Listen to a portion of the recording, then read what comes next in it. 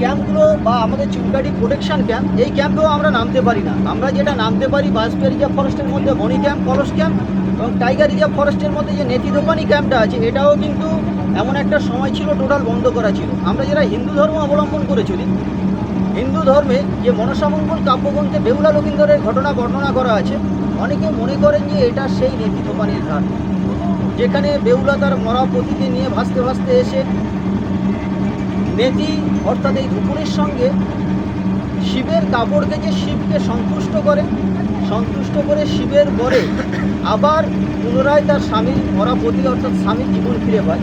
তো এই যে মনসামঙ্গল কাব্যগ্রন্থের এই যে ঘটনাটা, এই ঘটনার কারণে হিন্দু ধর্মাবলম্বী মানুষজন কোর্টে কেস করে যে নেতি দোপানি কেন আমরা ঘুরতে পারবো না। কোর্টে কেস করার পরে কোর্টের অর্ডারে প্রত্যেক দিন 12টা লঞ্চ বোট যাওয়ার অনুমতি পায়, সব লঞ্চ বোট যাওয়ার অনুমতি পায় না। এছাড়া বাকি এই সজনেখালি, সুদর্ণখালি, দোবাকি, এটাও এখন সিস্টেম করে দিয়েছে প্রত্যেক দিন 180টা লঞ্চ। 180-র মধ্যে হলে আপনি যেতে পারবেন, না হলে যেতে পারবেন। আপনি বোট ভাড়া করলেন, সব ভাড়া করলেন, আপনার জঙ্গল ভরা হবে। জঙ্গল গেলে যেটা বলছিলাম, বাঘ হরিণ কোথা থেকে এলো? তখন দেশের যে 102টো দ্বীপ অর্থাৎ আর 25,500 স্কোয়ার কিলোমিটার এরিয়া ছিল। অর্থাৎ এখন যদি আমরা আমাদের উপরের এরিয়া ধরি, ডায়মন্ড থেকে শুরু করে বারাইপুর থেকে শুরু করে এদিকে এই এরিয়াগুলো কিন্তু একসময় সুন্দরবনের অংশ বিশেষ ছিল, এগুলো এখন শহরতলি হয়ে গিয়েছে। তো এই যে আর 3,500 বছর যখন পিছিয়ে যাব, তখন দেখা যায় দেশের 90% জায়গায় বনাঞ্চল, উপরে যে ড্রাই ফরেস্টের যে তৃণভোজী প্রাণীগুলো ছিল, এরা যখন বিশাল একটা সবুজের সমাহার দেখতে পেলে আস্তে আস্তে এসে সুন্দরবনের ভিতরে ঢুকে পড়ে। সুন্দরবনের ভিতরে ঢুকে পড়ার পরে সুন্দরবনের এই প্রত্যেকটা নদীর জল কিন্তু লবণ, 27টা বড় বড় নদী এবং 122টা খালখাড়ি স্রোতা ভাড়া নিয়ে আছে, প্রত্যেকটার জল লবণ। তো এই যে লবণ জল, হালকা লবণযুক্ত জল, দিনের পর দিন সুন্দরবনের জলে লবণের পরিমাণ বাড়তে বাড়তে দেখা যায় এখন সুন্দরবনের 1 লিটার জল ফোটালে পরে 80 থেকে 85 গ্রাম লবণ পাওয়া যায়। সুন্দরবনের জন্মলগ্নে 1 লিটার জল ফোটালে 10 থেকে 12 গ্রাম লবণ পাওয়া যেত। তখন কী হতো, এই হালকা লবণযুক্ত জল খেতে তাদের অসুবিধা হতো না। আমরা যদি মিষ্টি জল যারা খাই, একটা মিনারেল ওয়াটারের বোতলে যদি 10 গ্রাম লবণ দিয়ে দেওয়া হয়, তাহলে কিন্তু আমরা অনায়াসে জলটা খেতে পারবো। 100 গ্রাম দিয়ে দিলে আমাদের পক্ষে খাওয়া কষ্টকর হয়ে যাবে। যে কারণে মিষ্টি জল থেকে যে তৃণভোজী প্রাণীগুলো এলো, হালকা লবণযুক্ত জল এবং মোটা পাতা। আমাদের মিষ্টি জলে যে সমস্ত গাছগুলো হয়, এর পাতাগুলো খুব হালকা। সুন্দরবনের এই ম্যানগ্রোভের পাতাগুলো কিন্তু মোটা মোটা পাতা। আপনি একটা গরনের পাতা দেখবেন, ধতুলের পাতা দেখবেন, কসুরের পাতা দেখবেন, কাঁকড়া গাছের পাতা দেখবেন, সব কিন্তু মোটা মোটা পাতা। তো এই গাছগুলোর এই মোটা পাতা এবং হালকা লবণযুক্ত জল খেতে ভালো লাগলো, এর আস্তে আস্তে সুন্দরবনের মধ্যে থেকে গেল। তৃণভোজী প্রাণীরা যখন থেকে গেল, তখন কি হলো, মাংসাশী প্রাণী অর্থাৎ বাঘ, এ কিন্তু রয়্যাল বেঙ্গল টাইগার হয়ে সুন্দরবনে আসেনি। সুন্দরবনের পরিবেশের সঙ্গে মানিয়ে নিতে গিয়ে বাঘের রাজা তৈরি হয়েছে। আজকের একটা বাচ্চা জন্মের পরে আমরা বলতে পারি না যে এ ডাক্তার হবে, মাস্টার হবে, ইঞ্জিনিয়ার হবে। এ যখন একটা বয়স হওয়ার পরে কাজের মধ্যে থেকে একে উপাধি দেওয়া হয়, ডাক্তার, মাস্টার, ইঞ্জিনিয়ার উপাধি দেওয়া হয়। ঠিক সুন্দরবনের বাঘের এর কাজের জন্য একে রয়্যাল বেঙ্গল অর্থাৎ বাঘের রাজার উপাধি দেওয়া হয়েছে। তো এই কাজটা কি, সারা পৃথিবীতে 7 প্রজাতির বাঘ আছে।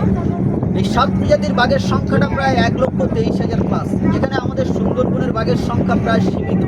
আমাদের ভারতীয় পাঠে বাংলাদেশের থেকে এরিয়া কম হলেও এখানে এখন 111টা বাচ্চা সহ বাঘের অস্তিত্ব খুঁজে পাওয়া গিয়েছে। বাংলাদেশের পাশে 85 থেকে 87টা বাঘের অস্তিত্ব খুঁজে পাওয়া গিয়েছে।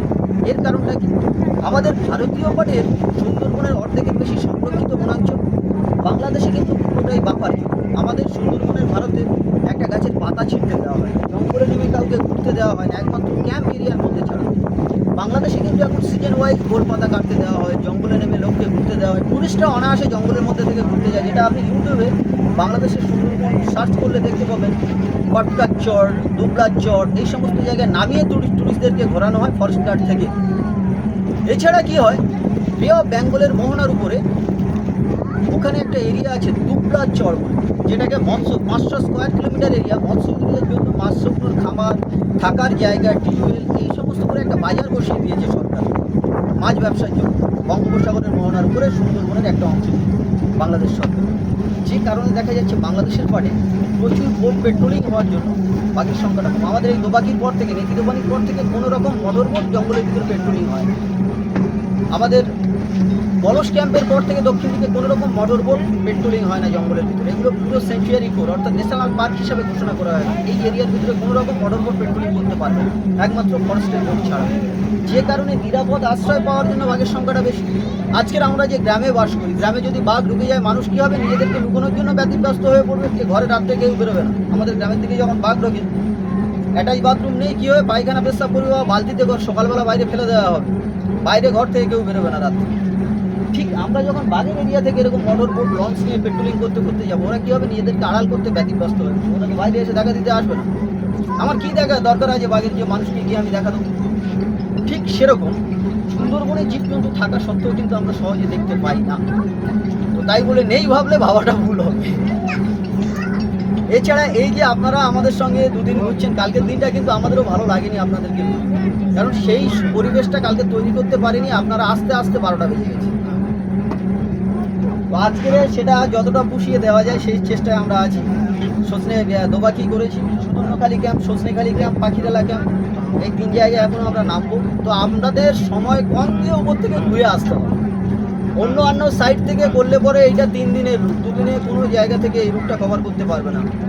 আপনি এখনকার যে প্রোগ্রামগুলো হচ্ছে ইউটিউবে আপনি সার্চ করে দেখবেন, যারা লঞ্চ অনার বোট অনার আছে তাদের সঙ্গে যোগাযোগ করে দেখবেন, আপনাকে সোনাখালী থেকে তুলবে, পাখিরালা এনে নাইট, পরের দিন সজনেখালী সুবর্ণ দোবাকি ঘুরিয়ে নিয়ে পাখিরালায় নাইট, পরের দিন আপনাকে নামিয়ে দেবে।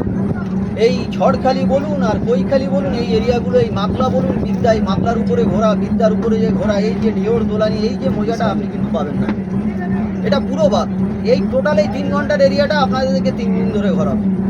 এই এরিয়ার ভিতরে সার্কেল করে পাক করে এই 3 দিন ঘুরিয়ে খাইয়ে আপনাকে ঘরে পাঠিয়ে দেবে।